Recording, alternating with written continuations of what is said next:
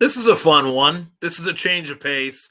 For me, one of the questions that I was asked by one of the long-time viewers and listeners of the Thomas Take Sports Podcast, he asked me, Ryan, which Rocky film is the best?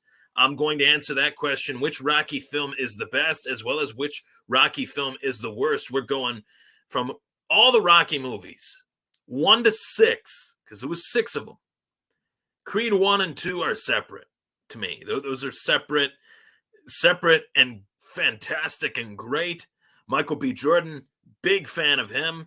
Awesome actor playing Adonis Creed in those 2 movies. I'm very excited for Creed 3, one of the more highly anticipated movies that I have in my calendar in 2022. That should be coming out, I think, in Thanksgiving. As have the majority of the Rocky movies. They've come out around Thanksgiving time each and every time they've come out. So dating back to the 70s. So I want to start off by saying, asking me this question, it's very tough because most kids grew up Star Wars fans, Star Trek fans, Lord of the Rings fans, you name it. There were those big franchises that kids just grew up really enjoying. I did enjoy those franchises. I did enjoy, Lord of the Rings. I did enjoy Star Wars. Obviously, the prequel trilogy was more in my era with Hayden Christensen and Ewan McGregor. Shout out to those guys. They'll be back with Obi-Wan Kenobi on Disney Plus on May 25th. Cannot wait for that to get started. But for me, growing up, the Rocky movies have been and always will be a big part of my life. Sylvester Stallone is one of my biggest inspirations just in terms of his story, how he went from nothing to something to everything. I love stories like that, especially one that the subject matter in question, the subject matter in the story, Sylvester Stallone, manifested his own destiny, right? He had X amount of dollars in his wallet. He was a middling actor. Couldn't even say middling, wasn't even on the map, wasn't even on the radar, and was able to write the screenplay that got the attention of Irwin Winkler and Robert Charthoff, and that became Rocky. And obviously, if you guys don't know the story, Irwin Winkler and Robert Charthoff thought, this guy, he wrote the screenplay, it's great, but he's not Rocky. We got to put somebody else in the running. Ryan O'Neal, James Caan, some of those big actors of the 70s at that time that were in massive movies, some of the biggest names in acting at that time, the biggest male actors, of course. And, Sylvester Stallone said, listen, I will not sell you the screenplay if I'm not in this movie. I wrote this part for myself. I imagined myself in this role, and I want to be Rocky Balboa. I think I can be this character better than anybody. And to know that and to seize his destiny as that character, it made his career. It made what is now a 50-plus year career. He's still making movies. He's still a name in Hollywood. He's a big name in Hollywood still to this very day. And he's spawned, his Rocky fame, I should say, into Rambo and the Expendables and everything. So Sylvester Stallone, I want to say Sly Stallone, one of my biggest inspirations in just life in general, and somebody that I've looked up to just as an actor, as a businessman and things like that. Really great story that he was able to achieve what he achieved through this movie and through this character, I should say. So, which Rocky film is the best? That's the question. That's the subject matter. To me, there is one Rocky film that is better than any. And it's a tough decision, but Rocky 1 is the most successful. It won the Academy Award in 1976 for Best Picture.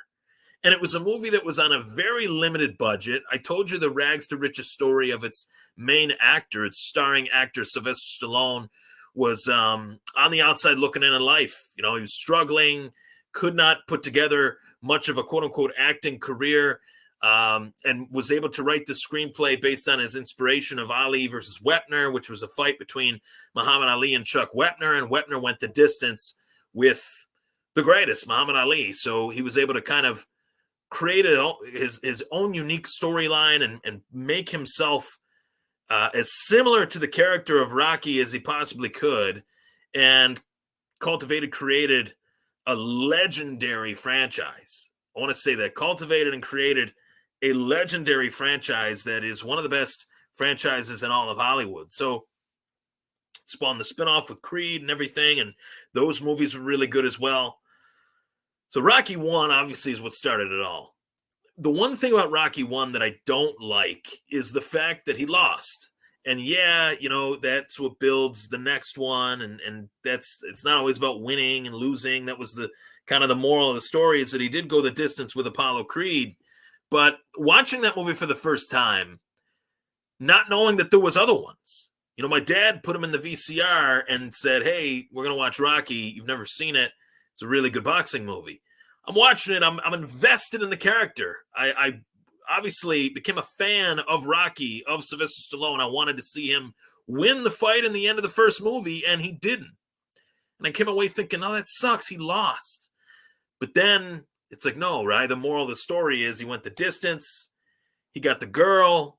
He got the moment that he'd always wanted as being a fighter that would achieve the penultimate recognition that he never thought he'd get. So there were a lot of moments in that movie that made that ending picture perfect. Now I look back on Rocky 1 and I say, wow, that might be the best one. But I still don't like the fact that he lost.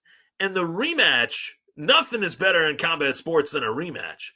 Rocky 2, to me, for that reason, is the best one. Rocky 2, to me, stands the test of time as the best Rocky movie. And yes, it is because he won. It is because he fought Apollo Creed once again in the bad eye. Mickey was telling him, he's got to fight him again. He was saying, no. Throughout the whole movie, everyone is basically telling him that he's got to fight him, except for Adrian. Adrian doesn't want him to fight Apollo Creed. Rocky says, I'm a fighter. This is what I was born to do. I have to do this because I was this close to beating him the first time. And Apollo Creed, played by Carl Weathers, amazing actor in his own right. I can't picture anyone else playing Apollo Creed but Carl Weathers, coaxed him out of, retirement, and the fight happens. And the fight doesn't just happen. Going into the fight, Mickey Goldmill, played by Burgess Meredith, the late great Burgess Meredith, says to Rocky, "You got to switch your stance. You're a southpaw. We need you to fight right-handed. It'll throw Apollo off his game. It's the best chance you have." Rocky comes out right-handed. He never switches to southpaw, just based on pride that, hey, I'm going to start this fight and end it the way I started it, with the same stance, the same style, right-handed. He's winning towards that tail end of the fight, and he's able to win in the final second, beating Apollo by 1 second as both fighters fall to the mat. Rocky's climbing the ropes. Apollo's trying to climb the corner. Apollo crashes to the canvas right on his butt. As he crashes, Rocky stands up. Jubilation. Rocky Balboa, the new heavyweight champion of the world. And that is singularly the greatest movie moment, I think, in movie history. Now, that's crazy. That's a bold statement. But I've never seen a fight end like that ever, where two guys, fall down. It's never happened. Pure cinematic genius by Sylvester Stallone to say, hey, they both fall at the same time. Then they try to rise to their feet. It's a race to the 10 count, and Apollo doesn't get to the 10 count. Rocky stands at 9, and Rocky's the champ. What ending is better than that? He hoists the belt. Yo, Adrian, I did it. Mickey Goldmill, bent over, hunched over, exhausted after watching just a roller coaster of a fight. And then you go into Rocky 3, the superstardom, falls on hard times due to being civilized with fame, loses his trainer, Mickey, due to a heart attack. And Apollo Creed, former foe turned trainer, former rival turned friend, Eye of the Tiger. That movie was awesome. Rocky 4, yeah, you could make a case that the Rocky 4 is probably the best one because Ivan Drago, played by Dolph Lundgren, was just such an amazing villain for a movie, played that part so well. didn't even really have to play it, just played it with a look because he didn't have many speaking lines. But all the movies are great, okay? But there has to be one that is the worst. There has to be. And it's unfortunate because there is a scene in the worst Rocky movie of all time that I think resonates with me especially, because in the Rocky film franchise, the greatest thing about it is you're able to draw parallels to real life.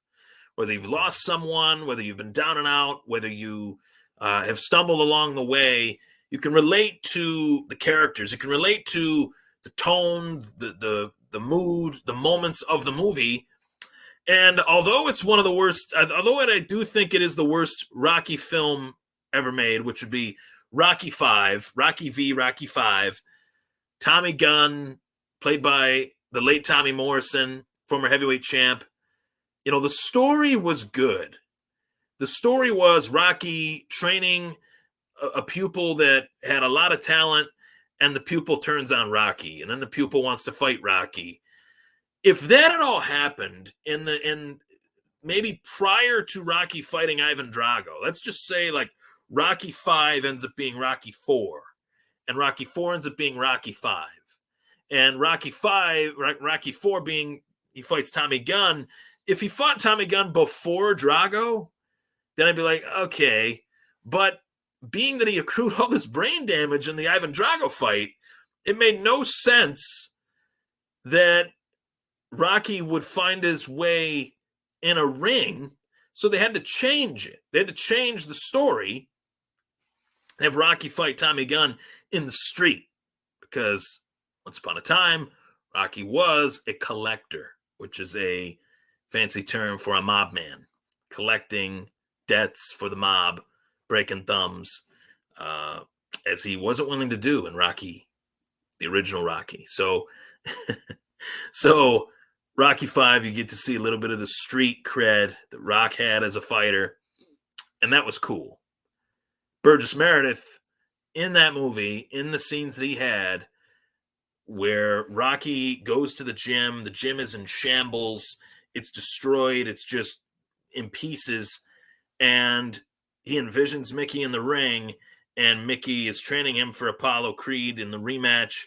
And Mickey says, you know, I'll always be with you. You keep me going, motivation, all that stuff. That scene is one of the greatest tearjerkers for me. I well up even talking about it, because everybody's had that one person that you can associate Mickey Goldmill with, that one person that believed in you, the one person that thought this guy is somebody. Maybe even more than what he realizes. And that scene in Rocky V obviously is one of the best scenes, I think, in the Rocky film franchise. For me to say that, and to say that the film was bad, the overall scope of the film, obviously there's moments in the movie, knocked the bum out, he took my room, stuff like that, with Sylvester Stallone, who passed recently, I think are a little cheesy. So that one was cheesy. And the next one that came, I think, 16 years later, Rocky Balboa, was really good. Really good. Really high-quality movie as far as the comeback for Rock to fight Mason Dixon in an exhibition match. I really like that one as well. You could say that was as Rocky-esque a Rocky movie as far as recent memory goes. It's one that kind of provides a parallel to the original Rocky movie. So there you have it. The Rocky film that is the best, Rocky II. The worst one, in my opinion, Rocky V. As I've said before, it's awesome when you go on HBO Max and you see that every Rocky is there available for streaming. I've got every Rocky movie, including Creed 1 and Creed 2, and I could watch those movies every day for the rest of my life with a smile on my face and enjoy it. So if you haven't seen the Rocky movies, like I know some people haven't, which is crazy, check them out, 1 to Creed 2, and I guarantee you will enjoy them. I'm Ryan Thomas. Thanks for tuning into the Thomas Take Sports Podcast. Keep punching.